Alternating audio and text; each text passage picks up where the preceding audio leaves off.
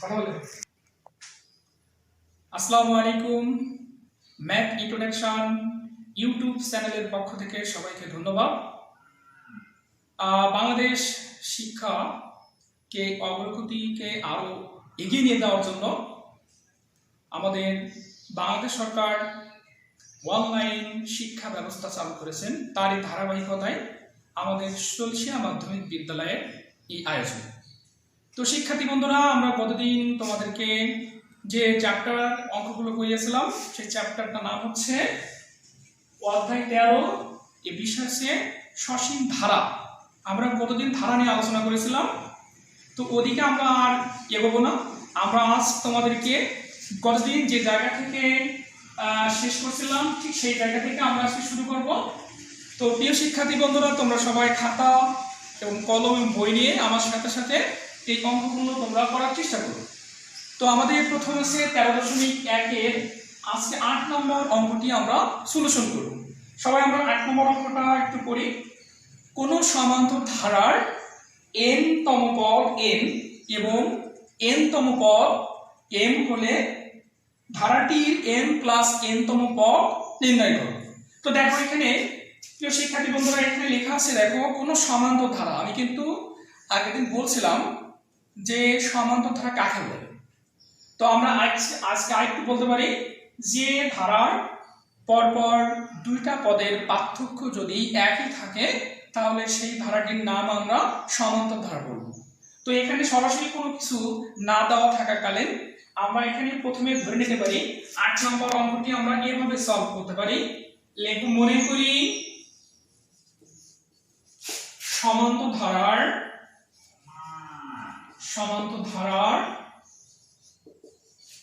প্রথম পদ কি বলছিলাম? প্রথম পদ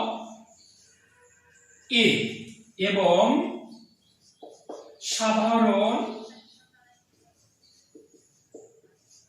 এটাকে আমরা অন্তর ধরেছিলাম। মনে পড়ে কি প্রিয় শিক্ষার্থী বন্ধুরা?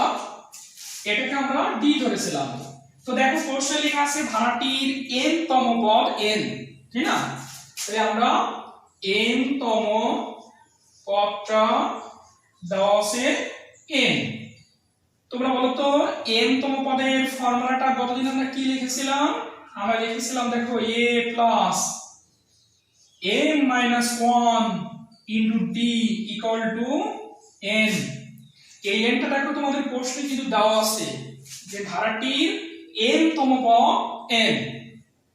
তো আমরা এখানে ফর্মুলা লিখলাম a plus m minus 1 into d equal to n। এটাকে আমরা ইকুয়েশন নাম্বার 1 দিতে পারি। তো প্রিয় শিক্ষার্থীরা দেখো এর পরবর্তী লাইনটায় আছে যে ধারাটির n তম পদ। তাহলে আমরা এখানে কি লিখতে পারি? এবং লিখে লিখব n তম পদ। n তম পদ কি লিখব?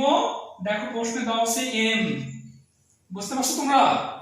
তো এখানে দেখো সরাসরি কিন্তু n তম পদের ফর্মুলা আমরা কিন্তু আগে থেকে জানি।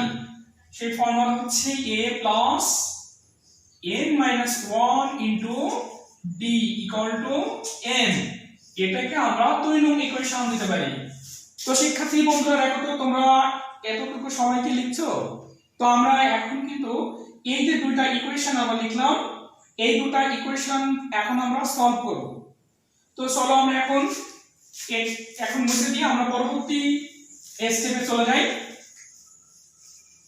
তাহলে আমাদের লিখতে হবে 1 নং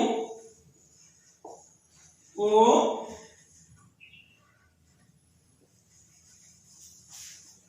1 নং ও 2 নং সমীকরণ। আমরা এখানে যেহেতু সমান্তর ধারা করতেছি তাহলে 1 নং ও 2 নং সমীকরণ আমরা কি করতে পারি? আমরা লিখব 1 নং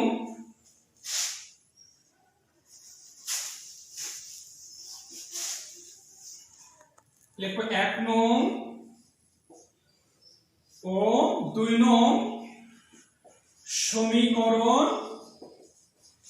বিয়োগ করতে পারি, বিয়োগ করে পাই। শিক্ষার্থী বন্ধুরা দেখো তো 1 নং সমীকরণ কি ছিল?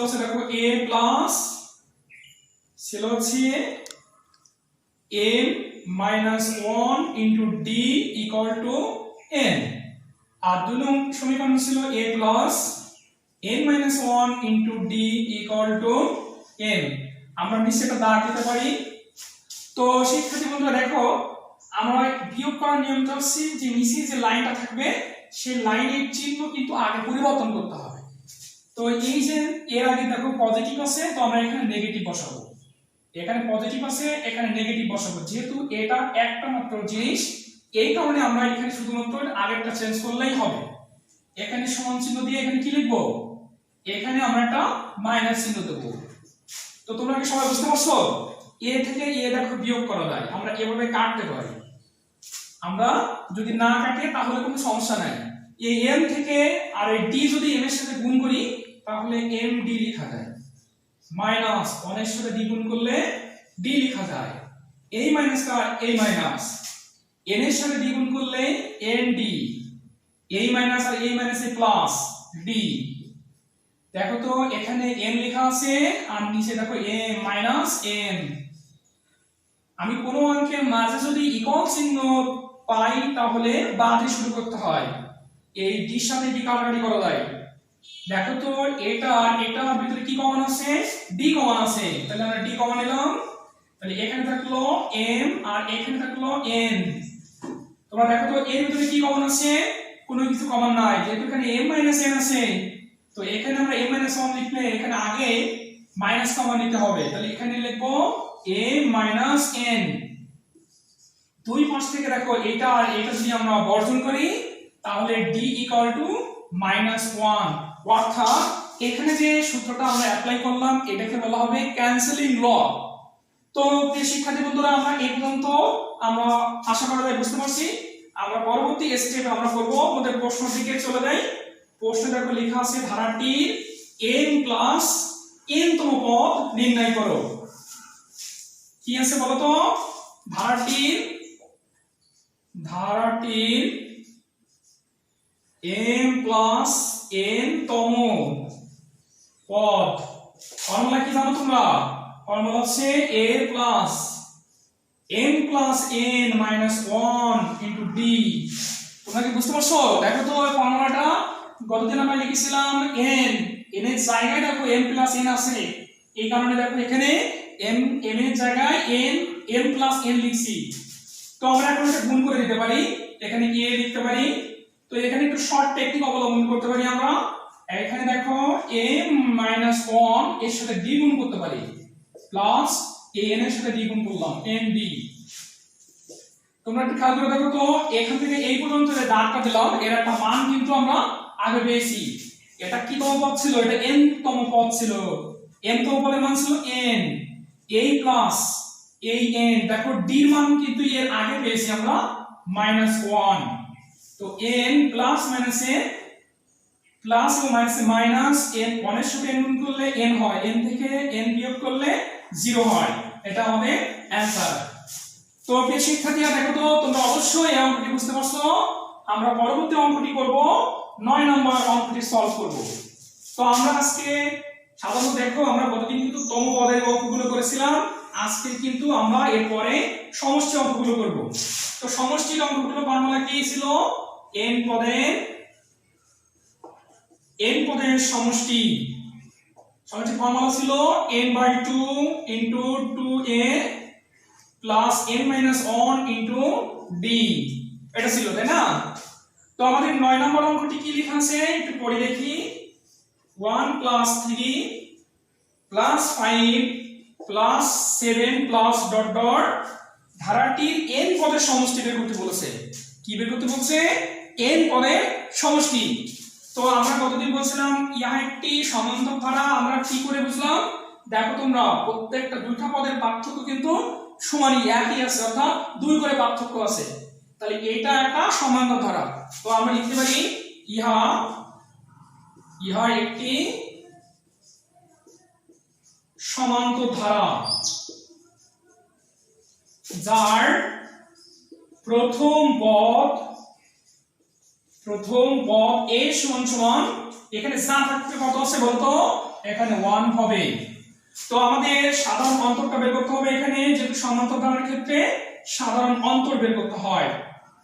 আর অন্তর মানে তোমরা সবাই জানো, অন্তর মানে হচ্ছে বিয়োগ, অর্থাৎ দ্বিতীয় পদ থেকে প্রথম পদ বিয়োগ। দ্বিতীয় পদ আছে 3, প্রথম পদ আছে 1, এটা বিয়োগ করলে 2 আসে।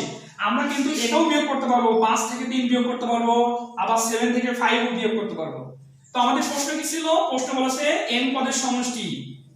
n পদের সমষ্টি ফর্মুলা আমরা দেখো উপরে লিখছি, n/2 into 2a plus n-1 into d। এই n থাকলো, দেখো তো 2 এর মান দেখো 1 আছে, বসা 1, n এর কোনো মান নাই, d এর মান দেখো 2 আছে, আমরা এখানে লিখলাম n/2, 2 এর সাথে 1 গুণ করলে 2 হয়, n এর সাথে 2 গুণ করলে 2n, 1 এর সাথে 2 গুণ করলে 2 হয়। তো আমরা a2 আর a2 কেটে দিতে পারি, n/2 আর এখানে থাকলো 2n, 2 2 কাটা, তাহলে n এর সাথে n গুণ করলে n স্কয়ার। আমরা এই অঙ্কটার ফলাফল পেলাম n স্কয়ার। তোমরা কি একটু খেয়াল করে দেখো তো, এই সংখ্যাগুলো কিন্তু সব বেজোড় সংখ্যা। তো বেজোড় সংখ্যার n সংখ্যক পদের যোগফল হচ্ছে n স্কয়ার। তোমরা অবশ্যই জিনিসটা মনে রাখবে আমাদের এমসিকিউ এর জন্য। আমরা নেক্সট অঙ্ক হচ্ছে 10 নম্বর। তো 10 নম্বর অঙ্কটা আমাদের 9টি পদের সমষ্টি। আমরা এই 10 নম্বর অঙ্কটি আমরা বাসায় হোমওয়ার্ক দিলাম। এই 10 নম্বর অঙ্কটি আছে এই ফর্মুলার সাহায্যে তোমরা বাসায় ট্রাই করবা। আমরা পরবর্তী অঙ্ক হচ্ছে 12 এবং 11 নম্বর, 11 এবং 12, অর্থাৎ 11 এবং 12 এই অঙ্কটি দুটো অঙ্ক সেম নিয়ম। তো আমরা যে কোনো একটা সলিউশন করে দেব তোমাদের, ঠিক আছে? তো আমি এখন তোমাদেরকে যে অঙ্কটি সমাধান করব সেটা হচ্ছে 11 নম্বর। তো 11 নম্বর অঙ্কটি সবাই একটু পড়ি আমরা বইটা নিয়ে। দেখো তো আমাদের লেখা আছে 11 নম্বর অঙ্কটা। 11 নম্বর লেখা আছে যে 5 plus 11 plus 17 plus 23 plus dot dot লেখা আছে যে লাস্ট পদ দেখো 59 equal to what। আমি তোমাদেরকে আগে একটা কথা জানাই রাখি যে যদি কোনো ধারায় এরকম চিহ্ন থাকে তাহলে বুঝে নিতে হবে যে এই ধারাটির সমষ্টি অর্থাৎ যোগফল বের করতে হবে। কিন্তু এখানে কিন্তু কোনো ডিরেক্টলি কোনো কিছু মান আমাদের বলে দেওয়া নেই। তো আমরা এই সাইন দেখে বুঝবো যে এই ধারাটির কি বের করতে হবে, সমষ্টি বের করতে হবে। তো আমরা এখন সমষ্টি বের করি। তো ধারাটি আমরা লিখলাম না, এখানে লিখবো a সমান সমান ধারাটির প্রথম পদ, ধারাটির প্রথম পদ a সমান সমান কত 5 এবং সাধারণ অন্তর d সমান সমান তোমরা বলো তো কি লেখা যায়? দেখো 11 থেকে 5 যদি আমরা বিয়োগ করি তাহলে 6 পাবো। তোমরা একটু খেয়াল করো তো, এখানে দেখো প্রথম পদ, দ্বিতীয়, তৃতীয়, চতুর্থ প্লাস দিয়ে ডট ডট দিয়ে লাস্টে আমরা দেখো 59 আছে। অর্থাৎ এই পদটা কততম পদ এটা কিন্তু আমরা জানি না। তো আমরা আগে ওইটাকে বের করে নিতে হবে। লিখবা n তম পদ, n তম পদ, n তম পদ কত 59। তো n তম পদের ফর্মুলা আমরা জানি a plus n-1 into d equal to 59। এর মান কত দেখো তো তোমরা 5, n-1, d এর মান দেখো তো কত 6 equal to 59। তো আমরা এখন লিখতে পারি এখানে আছে n-1 গুণ 6 equal to 59। এই 5 ওই পাশে গেলে মাইনাস হয়ে যাবে, যেহেতু এর আগে পজিটিভ আছে তাহলে ইকুয়াল এর ওই পাশে গেলে নেগেটিভ চিহ্ন আসবে। তো আমরা এখানে কি লিখতে পারি n-1 গুণ 6 ইকুয়াল টু এখানে লিখব 54। তো n-1 ইকুয়াল টু 54, এটা ওই পাশে গেলে ভাগ হয়ে যাবে। তো লিখব n-1 সমান এটা কাটাকাটি করলে কত হবে 9, 9 54, তবে 9। n ইকুয়াল টু 9 প্লাস 1, তো n ইকুয়াল টু কত হবে 10। তো দেখো তো প্রিয় শিক্ষার্থীরা, আমাদের এখানে কিন্তু n এর মান অর্থাৎ 10তম পদের মান কত পেয়েছি 59। তাহলে আমাদের এবার 15 এই 10 এর যে যোগফলটা সেটা আমাদের বের করতে হবে। তাহলে আমরা কি লিখতে পারি? আমরা লিখতে পারি যে 10টি পদের সমষ্টি, 10টি পদের সমষ্টি, 10টি পদের সমষ্টি কি ছিল 10/2 into 2a plus 10 minus 1 into d। 10 কে যদি আমি 2 দিয়ে ভাগ করি তাহলে দেখো 5 পাবো, অর্থাৎ এখানে 2 এর মান কত বলো তো? এর মান দেখো এখানে 5 লেখা আছে, তো এর মান 5 বসাই। এই 10 থেকে 1 বিয়োগ করলে 9, আর d এর মান দেখো তোমরা দেখো এখানে 6 লেখা আছে, তো এখানে 5 5 দুগুণে 10 যোগ 6 9 54, তো 5 গুণ 64, অর্থাৎ 64 কে যদি আমি 5 দিয়ে গুণ করি তাহলে কত হবে? 320। তো প্রিয় শিক্ষার্থী বন্ধুরা, আমরা 11 নম্বর অঙ্কটির অ্যানসার পাবো কত? 320। তো আমাদের দেখো 12 নম্বর, তোমাদের বাসার কাজ ছিল কত? তোমাদের বাসার কাজ হচ্ছে 10 নম্বর আর 12 নম্বর। তো প্রিয় শিক্ষার্থী বন্ধুরা, অবশ্যই তোমরা আমার অঙ্কগুলো বুঝতে পারছো। আমরা এই অঙ্কগুলো বাসায় ভালো করে প্র্যাকটিস করব এবং পরবর্তী ক্লাসটি দেখার জন্য তোমাদেরকে অনুরোধ করা হলো। এবং আমার ইউটিউব চ্যানেল অর্থাৎ ম্যাথ ইন্ট্রোডাকশন চ্যানেলটি যদি তোমাদের কাছে ভালো লেগে থাকে এবং আমার ভিডিওগুলো যদি ভালো লেগে থাকে এবং নেক্সট যে ভিডিওগুলো যদি তোমরা পেতে চাও, তাহলে তোমরা অবশ্যই আমার চ্যানেলটিকে সাবস্ক্রাইব করবে এবং কোনায় বাটনটাকে ক্লিক করবে। এবং আশা করা যায় তোমরা করোনাকালীন বাসায় ভালোভাবে থাকবে এবং সুস্থ থাকবে, ভালো করে খাওয়া দাওয়া করবে। অবশ্যই তোমরা ভিটামিন সমৃদ্ধ খাদ্যগুলো তোমরা অবশ্যই বেশি বেশি করে খাবে এবং সুস্থ থাকবে, এই আশা কামনা করে আজকে এই পর্যন্ত। সবাইকে ধন্যবাদ।